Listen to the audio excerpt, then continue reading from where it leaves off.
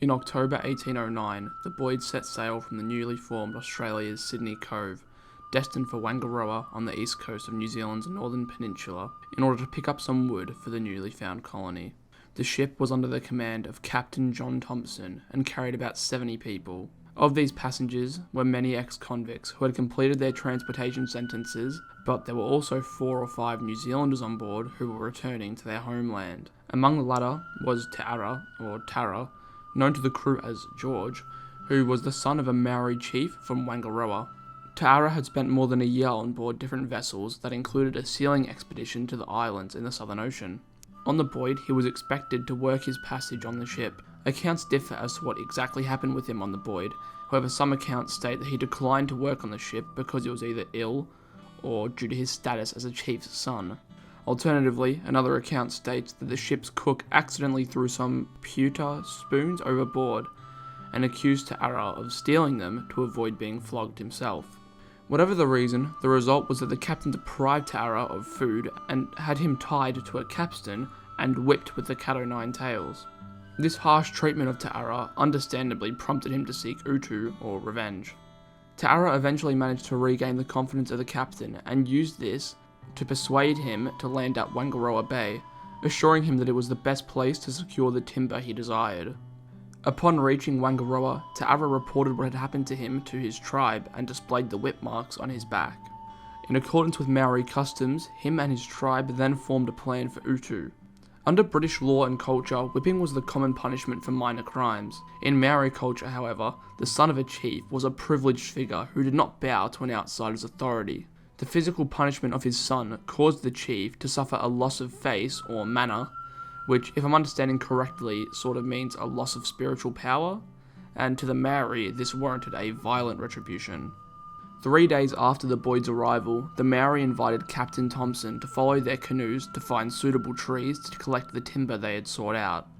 Thompson, his chief officer, and 3 others followed the canoes to the entrance of the Kaiao River. The rest of the crew stayed aboard with the passengers, preparing the vessel for the voyage back to Britain. When the boats were out of sight of the Boyd, however, the Maori attacked the 5 colonials, killing them all with clubs and axes. The Maori then stripped the clothes from the victims, and a group donned them to disguise themselves as Europeans in the dark. Another group then carried the bodies to their village to be eaten. At dusk, the aforementioned disguised group manned a longboat, and at nightfall slipped alongside the Boyd and were greeted by the crew. Unbeknownst to the unsuspecting crew, other Maori canoes awaited the signal to attack, hidden by the dwindling light. The first to die was one of the ship's officers. The attackers then crept around the deck, stealthily killing all the crew. After the massacre of the crew, the passengers were then called up to the deck and killed and dismembered. 5 people managed to hide up the mast among the rigging where they witnessed the horrifying events below them. The next morning, the survivors saw a large canoe carrying Chief Tapahi from the Bay of Islands enter the harbour. The chief had come to the area to trade with the Wangaratta Maori. The Europeans called out to Tapahi's canoe for help, who then gathered the survivors from the Boyd and delivered them to the shore with 2 Wangaratta canoes in pursuit. As the survivors then fled along the beach, Tapahi watched as the pursuers caught and killed all but 1. As unlikely as it may seem, those 5 people were not the only survivors, as 5 others were also spared in the massacre, being Anne Morley and her baby, who hid in a cabin, apprentice Thomas Davis, who hid in the hold, the second mate, and lastly 2-year-old Elizabeth Broughton, who was taken by a local chief who kept her safe for 3 weeks before she was rescued. The aforementioned second mate, who survived the initial attack, would later be killed and eaten, however, when his usefulness in making fishhooks was exhausted. As for what happened to the actual ship itself, immediately after the massacre, the Wangaratta Maori towed the Boyd towards their village until it grounded on mudflats near Motu Way. They then spent several days ransacking the ship, tossing flour, salt pork, and bottled wine overboard. When up to 20 Maori then found a cache of muskets and gunpowder, they smashed barrels of the gunpowder and attempted to make the muskets functional. When Chief Pio Pio then sparked a flint in the room, it was said to have ignited the gunpowder that had been scattered across the room, causing a massive explosion that killed him and 9 other Maori instantly. A fire then swept the ship, igniting its cargo of whale oil, and soon all that was left of the Boyd was a burnt-out sunken hull. When news of the massacre reached European settlements, Captain Alexander Berry undertook a rescue mission aboard the City of Edinburgh. Upon arriving at the northern coastline of New Zealand, Berry captured 2 Maori chiefs responsible for the massacre, at first holding them ransom for the return of the survivors, a ransom which the Maori eagerly paid. After the survivors were returned, Berry told the chiefs that they would be taken to Europe to answer for their crimes unless they released the Boyd's papers, a demand which again the Maori eagerly complied with. After they had met this demand, Captain Berry released the chiefs, who expressed gratitude for the mercy. Berry's act of mercy avoided further bloodshed in the new colony, which would have been inevitable had he executed the guilty chiefs.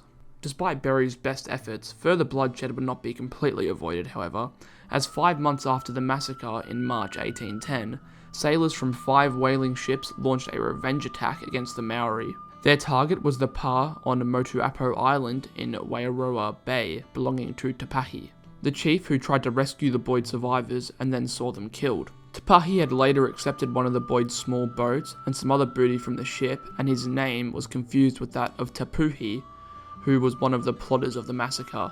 In the subsequent attack, between 16 and 60 Maori and 1 sailor were killed.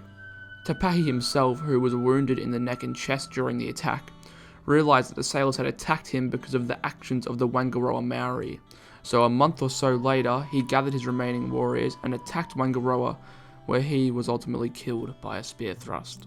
The Boyd massacre would ultimately have quite an effect on the early days of New Zealand, as shortly after, a notice was printed and circulated in Europe advising against visiting that cursed shore of New Zealand at the risk of being eaten by cannibals. Due to this notice and the rumours surrounding the massacre, shipping to New Zealand fell away to almost nothing during the next 3 years, before gradually moving its way back up to what it had once been. Well, I think that's where I'm going to end the video, guys. I think this is a very interesting event that I honestly had never even heard of prior to making this video, so if any of you had any extra information on this, or similar events in New Zealand's history, I'd love to hear about them in the comments. But anyways, I hope you guys enjoyed this video. If you did, don't forget to leave a like, and subscribe if you'd like to see more videos from me. With all that being said though, as always, I hope you guys have a great day, night, wherever you are, and I hope to see you in the next one.